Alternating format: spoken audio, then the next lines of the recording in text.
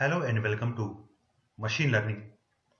इस वीडियो में मैं आपको पीसीए के बारे में, प्रिंसिपल कंपोनेंट एनालिसिस के बारे में बहुत ही आसान तरीके से आपको समझाने वाला हूँ। पीसीए को समझने के लिए हमें डायमेंशनलिटी के बारे में जानना चाहिए कि वो होता क्या है। तो सबसे पहले देखते हैं कि डायमेंशनलिटी होती क्या है। सपोज कीजिए आपके पास एक मैट्रिक्स है जिसमें कि n वेरिएबल्स है, तो इन n वेरिएबल्स को ही हम डायमेंशनलिटी बोलते हैं। यदि 5 वेरिएबल्स है तो डायमेंशनलिटी हो जाती है 5। तो इन वेरिएबल्स को यदि हमें कम करने की कोशिश करूं, जैसे 5 से मैं 3 कर दूं, तो इसके लिए हमें एक टेक्निक की जरूरत पड़ती है। उसको हम बोलते हैं डायमेंशनलिटी रिडक्शन टेक्निक। लेकिन इस टेक्निक की हमें जरूरत क्यों पड़ती है? वो इसलिए पड़ती है यदि हमारे पास higher number of the features होंगे, जितने ज़्यादा फीचर्स होंगे तो उस मॉडल को ट्रेन करने के लिए कंप्यूटेशनल पावर जो लगती है बहुत ज़्यादा होती है। यदि मैं उन फीचर्स को कम कर दूं, या ऐसा बोल सकते हैं कि यदि मैं डायमेंशनलिटी को रिड्यूस कर दूं, तो ट्रेनिंग टाइम हमारा बहुत कम हो जाता है।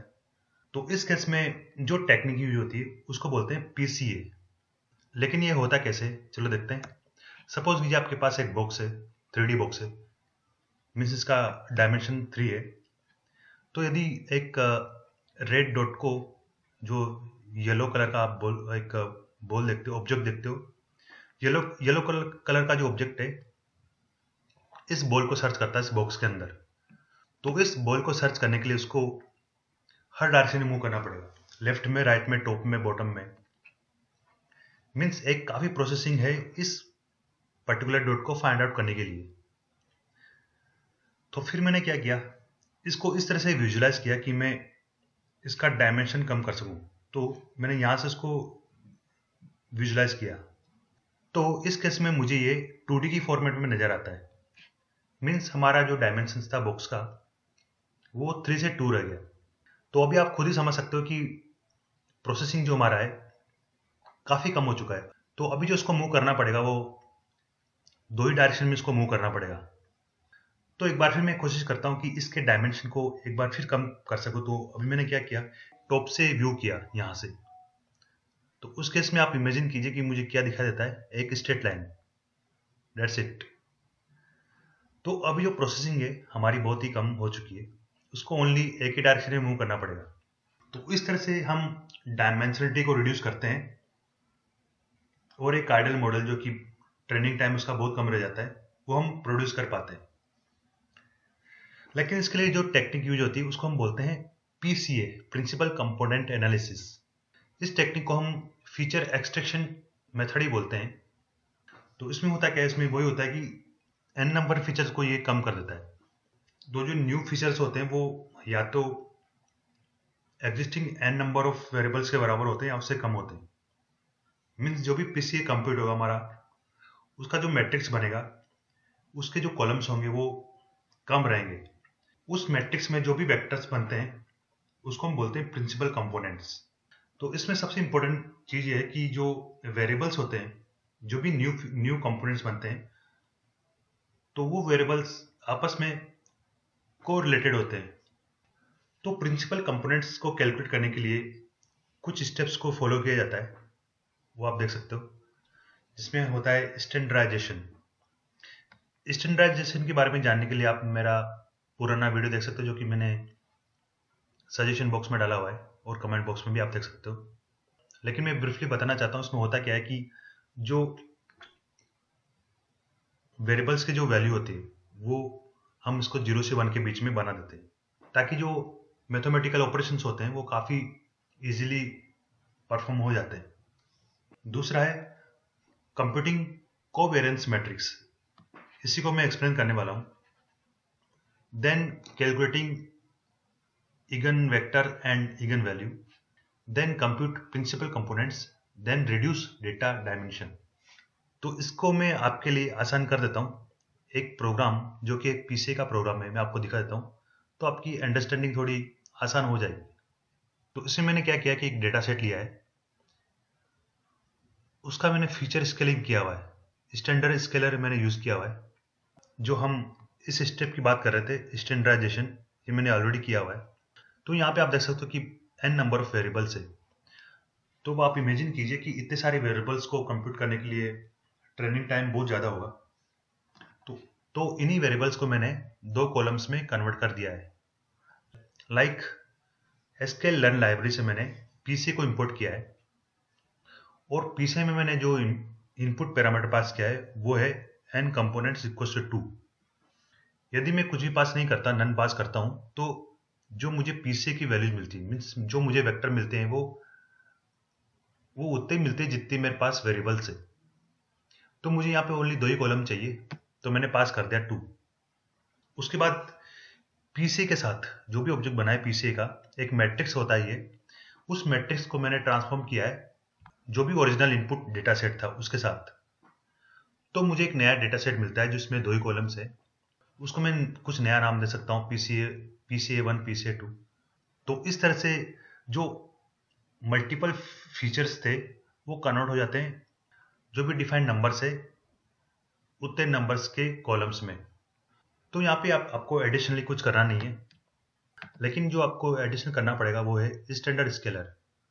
यदि आप स्टैंडर्ड स्केलर नहीं करते हो तब भी आपका प्रोग्राम चल जाएगा, लेकिन उसमें ट्रेंडिंग टाइम बहुत ज़्यादा हो जाएगा, क्योंकि जब आप कोवेरेंस वगैरह या फिर इगन वैल्यूज फाइंड आउट करते हो तो उस केस में काफ़ी प्रोसेसिंग की जरूरत पड़ती है।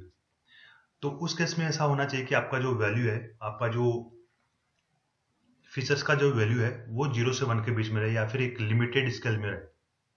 तो अभी देखते हैं कि पीसी किस तरह से कैलकुलेट होता है। पीसी को समझने के लिए आपको समझना पड़ेगा कि वेरिएंस क्या होते हैं, कोवेरिएंस क्या होते हैं, क्योंकि मैं आपको समझाने वाला हूँ कोवेरिएंस मैट्रिक्स, जो कि काफ़ी इंपॉर्टेंट है। यही डिफाइन करता है कि आगे इगन वेक्टर्स या फिर प्रिंसिपल कंपोनेंट्स किस तरह से कंप्यूट होते हैं। कोवेरिएंस मैट्रिक्स होता क्या है, इसमें हम रैंडम 2 वेरिएबल्स को मेजर करते हैं कि उनके बीच में रिलेशन क्या है, वो किस तरह से आपस में चेंज होते हैं। तो एक एग्जांपल देखते हैं। हमारे पास एक प्रोडक्ट है, उसके फीचर्स है x0 x1 x2 x3, month, product price, demand, sales. तो आउटपुट जो या फिर प्रेडिक्टेड कॉलम है वो है स्टॉक प्राइस। तो ये सारे फीचर्स के बेस पे स्टॉक प्राइस चेंज होता है। यहाँ पे आप देखते हो यदि डिमांड सेल्स बढ़ता है तो स्टॉक प्राइस ही बढ़ता है, लेकिन इंपॉर्टेंट यह भी है कि यदि प्रोडक्ट प्राइस कम करते हैं तब भी स्टॉक प्राइस बढ़ता है। तो अभी यहाँ पे हर फीचर्स का रिलेशन एक दूसरे के साथ है, वो किस तरह से है, तो उस रिलेशन को प्लॉट करने के लिए, उस रिलेशन को मेजर करने के लिए हम एक मैट्रिक्स बनाते हैं। उस मैट्रिक्स को बोलते हैं कोवेरिएंस मैट्रिक्स। उसमें हम देखते हैं कि हर फीचर्स दूसरे फीचर के साथ, एक पर्टिकुलर फीचर के साथ किस तरह से चेंज होता है, उसका एक मेजरमेंट होता है। हर फीचर का एक वेरिएंस होता है, तो हर फीचर एक वेरी करता है एक पर्टिकुलर तरीके से। तो हर फीचर एक तरह से चेंज होता है आउटपुट के लिए। तो आउटपुट के लिए जिस तरह से वो चेंज होता है उसको हम बोलते हैं वेरिएंस। कोवेरिएंस क्या होता है? कोवेरिएंस, यदि हम 2 वेरिएबल की बात करें, 2 वेरिएबल को आपस में हम कंपेयर करते हैं, तो यदि एक वेरिएबल बढ़ता है तो दूसरा भी चेंज होता है। तो दोनों वेरिएबल्स के बीच में जो डिपेंडेंसी बताता है कि किस तरह से वो चेंज हो रहा है, उसको हम बोलते हैं कोवेरिएंस। मीन्स यदि एक वेरिएबल बढ़ता है तो दूसरा वेरिएबल भी बढ़ता है। लाइक यदि डिमांड बढ़ता है तो सेल्स भी बढ़ता है। तो इस केस में हम उसको बोलेंगे पॉजिटिव कोवेरिएंस। और यहाँ पे यदि एक वेरिएबल बढ़ता है लेकिन दूसरा कम होता है, लाइक प्रोडक्ट प्राइस कम होता है लेकिन डिमांड बढ़ता है, तो उसको हम बोलेंगे नेगेटिव कोवेरिएंस। ये आपस में एक दूसरे के साथ एसोसिएटेड है लेकिन वो इनवर्स में एसोसिएटेड है। तो एक पॉजिटिव हो गया, एक नेगेटिव हो गया। तो इन सब कोवेरिएंस का एक मैट्रिक्स बनता है, उस मैट्रिक्स को हम बोलते हैं कोवेरिएंस मैट्रिक्स। तो उस मैट्रिक्स को बनाने के लिए एक इक्वेशन है, उस इक्वेशन का हम यूज करते हैं। Covariance X Y equals to 1/n summation of X I minus X mean into Y I minus Y mean. Means हर वेरिएबल को दूसरे वेरिएबल के साथ हमें प्रेजेंट करना है एक इस इक्वेशन के थ्रू। Like X Y Z three variables है। तो अभी इस इक्वेशन में क्या करते हैं, हम सबका मीन निकालते हैं, हर वेरिएबल का मीन निकालते हैं। एक्स का मीन 3 है, वाई का 4 है, जेड का 3 है।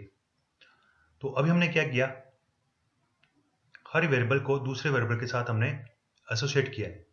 लाइक एक्स वाई जेड में, लाइक यदि 3 वेरिएबल्स हैं यहाँ पे, तो x को x के साथ, x को y के साथ, x को z के साथ।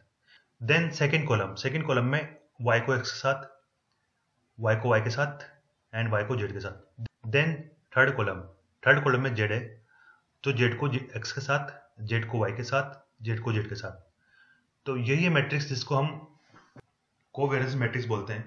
तो अब इसी फॉर्मूले की बात करते हैं।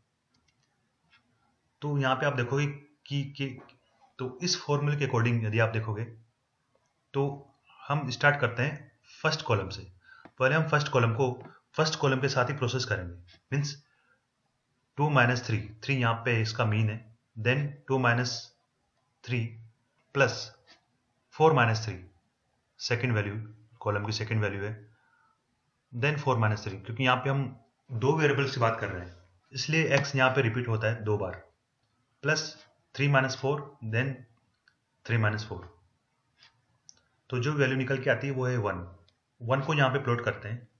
नेक्स्ट स्टेप में हम x एंड y कॉलम को कंसिडर करेंगे, x एंड y।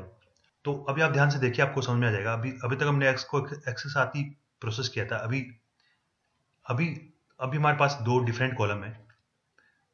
तो आप देख सकते हो कि फर्स्ट कॉलम को हम माइनस करते हैं उसके मीन के साथ, 2 - 3 इंटू सेकेंड कॉलम 3 - 4 उसका मीन, प्लस फिर से first column 4 - 3 into second column में second value -4 plus 3 - 4 into 6 - 4 divided by n number of value जो हमारे पास 3 है। तो उसका वैल्यू हमें मिलता है 0 को यहाँ पे प्लेस कर दीजिए। उसके बाद हमें x कॉलम को z कॉलम के साथ प्रेजेंट करना है। तो इसका भी वैल्यू इस तरह से कैलकुलेट कर सकते हैं। तो ये मिलता है हमें 0.33। इस तरह से सारे कॉलम्स का हमें वैल्यू मिल जाता है। तो इसमें इंपॉर्टेंट ये है कि आपको एक बिल्कुल रिपीटेड वैल्यू कुछ मिलती है, जैसे जस्ट लाइक yx इक्वल होगा xy के एंड yz इक्वल होगा zy के, आप देख सकते हो। तो इस तरह से कोवेरिएंस मैट्रिक्स हमें मिल जाता है। अभी यही कोवेरिएंस मैट्रिक्स यूज होने वाला है नेक्स्ट स्टेप में, पीसीए में, जहां पे हम कैलकुलेट करने वाले हैं eigen values and eigen vectors. तो यही चीज हम आगे के वीडियो में देखेंगे। अभी इस वीडियो में इतना ही, मिलते हैं फिर से एक नए वीडियो में। Thank you.